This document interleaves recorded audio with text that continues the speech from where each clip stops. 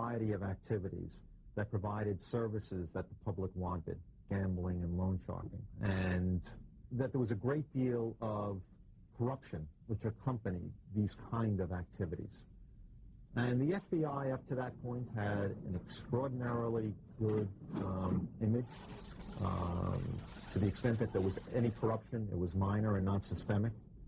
And many believe that he did not want to have the FBI get involved in the kind of activities which would make them as susceptible to corruption as other police departments around the country. David, I'd like to know what your impressions have been in the studies that you've carried on in New York. We went to the prison of New York City, and I saw men behind bars. And the other fellows agree with me that crime does not pay. Well, Jack, what have you got to say for yourself? I'm so short I'll have to get up on the box. All right, Jack on the box. Let us know what you know about crime and about the conditions in New York. Gee, Mr. Hoover, your G-men sure are good. I'd like to be one when I grow up. Well, Jack, if you continue to work hard, play hard, and live clean, we'll be mighty proud to have you as a G-man. Hoover said the mafia doesn't exist because he didn't want his agents to get near the mafia because he knew the mafia would bribe his agents. And he wanted his agents to be as pure as the purest of priests in the Vatican. This was his agent, so he didn't have them out combating any crime. No, I just refuse to believe that they are nearly as important as they are put out to be. Excuse us, please. Will you get us some room, please? In my opinion, in New York, the five families are very strong, still to this day. And I don't want to call them ghosts, because they're not ghosts. They're there, they're real, they're active. In the 1950s, what happened was the various heads of the families throughout the country decided that they would prohibit drug trafficking by all La Cosa Nostra members. And they would allow the Sicilian Mafia to bring drugs into the United States and distribute the heroin within the United States. Part of the meeting in 1957 in Appalachian, New York, was to discuss this and coordinate this. It was basically in 1957 that they came out with the prohibition of American La Cosa Nostra dealing with drugs. If you go back and look at the individuals before that, a number of American La Cosa Nostra members were convicted of drug trafficking violations. A lot of agents and policemen made long, illustrious careers for themselves by becoming mafia experts. And they sat in their offices and conducted courses in what I call Italian geography. They would say that Mr. Gotti went to lunch here, then he went to dinner here. They had the locations of restaurants. Nonsense. On September 22nd, 1966, the National Commission of La Cosa Nostra had a meeting. I don't know where, but they had a meeting. You're positive? Positive. The next day, they had it on the 21st. The next day, 13 people, Carlo Gambino, Michele Miranda, who was minding the family, Tommy Eberly, Joe Colombo, Santo Trafficante, Carlos Marcello and his brother, and two other men from New Orleans. They all came to New York City, and they were having lunch. And my office locked them up. Okay. They were held on bail as material witnesses. They put up $100,000 each, $1.3 million bail. A Stella Restaurant. And they were given 2 weeks, get a lawyer, talk to your lawyer, because you've got to come back to the grand jury. When they came back 2 weeks later, and they appeared in the court, at the noon recess, the newspaper man went up to Trafficante and says, was this another Appalachian meeting? He said, what are you talking about? We were just having a meal in a very nice restaurant. We're going back again. Why don't you come with us? So the four from Louisiana and Santo Trafficante and two attorneys, one representing Trafficante, the other representing Louisianans, went back to La Stella Restaurant. And the reporters followed them. They said, you're going to be in trouble. So you come here and you eat, you sit near us, they're going to say it's an Appalachian meeting. One reporter said, do you mind if we take a picture? Take a picture. And Trafficante has got a glass of wine, and he's holding it right up into the camera, he's toasting it and everything else. And the newspapers published it. Time magazine has the picture, and the only written words are, alleged mafiosi who ate at La Stella restaurant returned 2 weeks later to have clams at the Summit.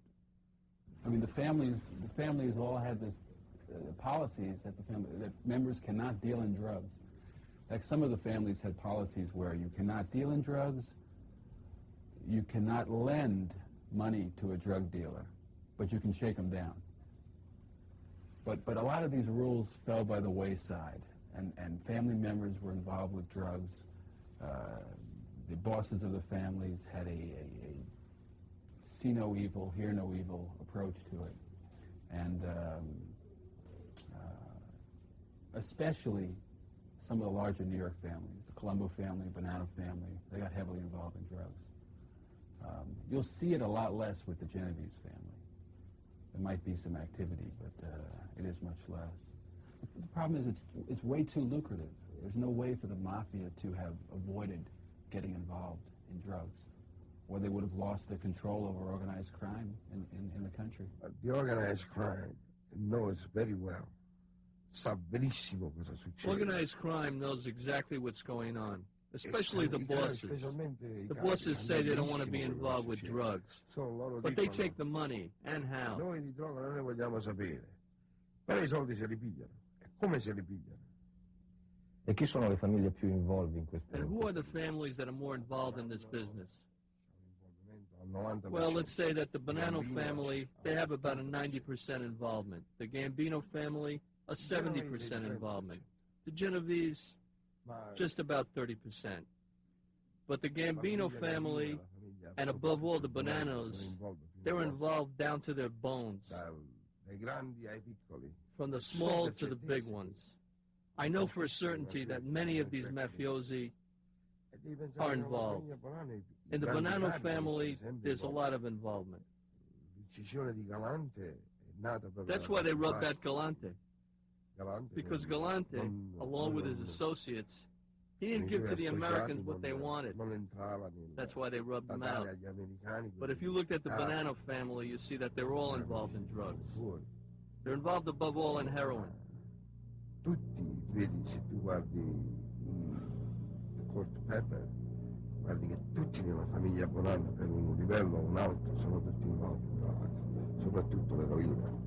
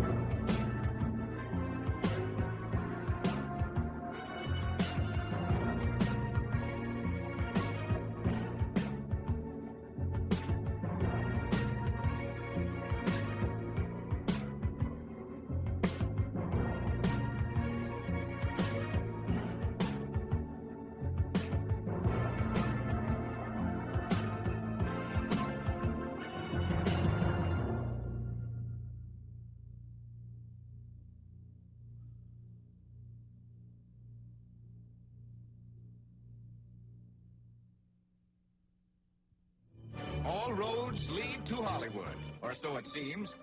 Thousands of people come to the motion picture capital each year to see the sights. and the famous names of famous places are as well known to your Aunt Minnie as the grocery store back home. Once here, most every first-time visitor expects to drive along the boulevards or stroll up the streets and see a motion picture star face to face, though some are content just to see their footprints firmly set in cement. But whether or not you've ever visited Hollywood, we're going to take you behind the scenes for what should prove an unusual experience. All set. One. Go, come on, go.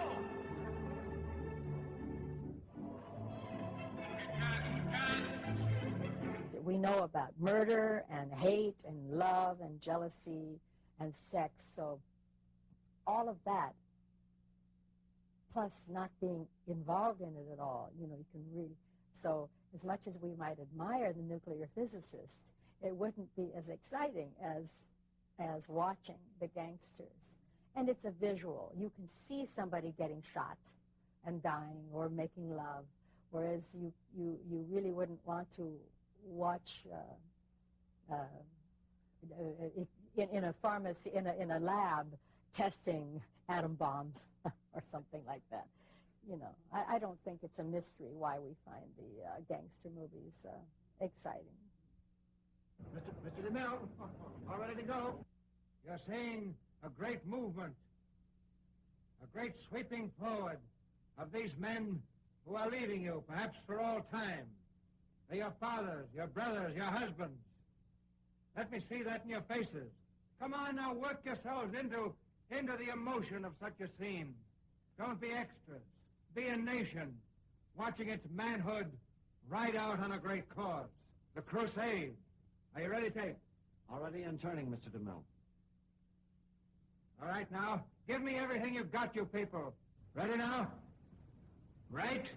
Come on, come up to it now. Speed, 957. Places, everybody. This is a take. Where is that? Right? Camera.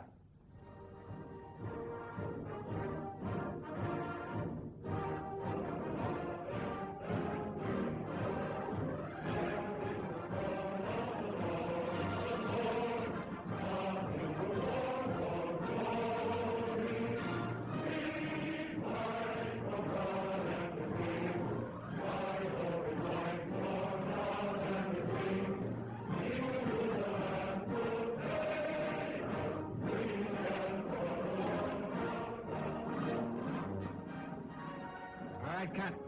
How is it? Everything's okay. The facts of this case concern the activities of an underworld group which kidnapped not only a powerful American labor union, the International Alliance of Theatrical Stage Employees, commonly known as IATSE, but the entire motion picture industry of the United States. This gang controlled, it exploited, and it extorted an industry from the moment of production of films in Hollywood to the moment of exhibition in each and every theater in America. So they found out that Brown had the power. And so they went to Bayev.